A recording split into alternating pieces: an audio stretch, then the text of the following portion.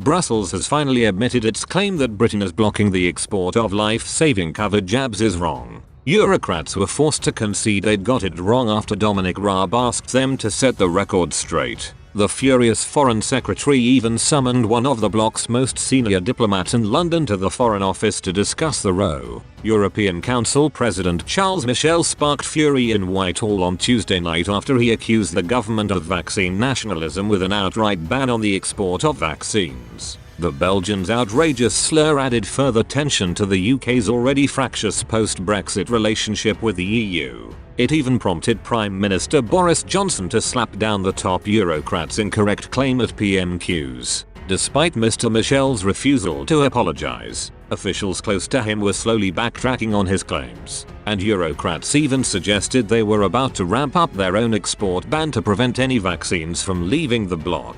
A source close to Mr. Michel said, he didn't get it quite right. A European Commission spokesman refused to apologise for the allegations against Britain but admitted they were incorrect. He said, different countries have got different measures in place. This does not concern vaccines, as far as we understand, coming from the UK, but we know as well that we, the EU, are a very active exporter of vaccines and that this is not necessarily the case of all our partners. Responding to Mr. Michel's allegations, the Prime Minister told MPs on Wednesday, the whole House can be proud of the UK's vaccination programme with over 22.5 million people having received their first dose across the UK. We can also be proud of the support the UK has given to the international COVID response, including the £548 million we've donated to COVAX. Mr. Johnson added, I, therefore, wish to correct the suggestion from the European Council President that the UK has blocked vaccine exports. Let me be clear,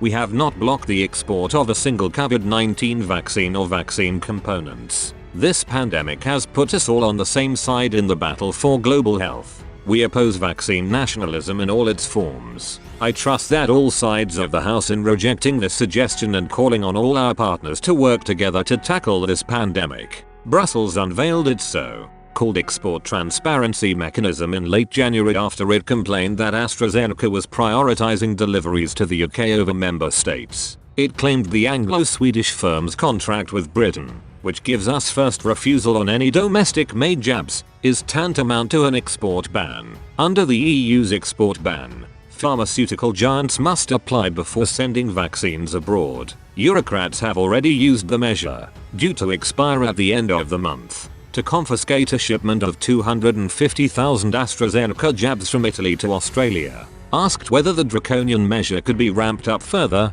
a spokesman said, "You'll have to wait and see what the Commission decides. The current mechanism expires at the end of this month, and definitely all options are on the table."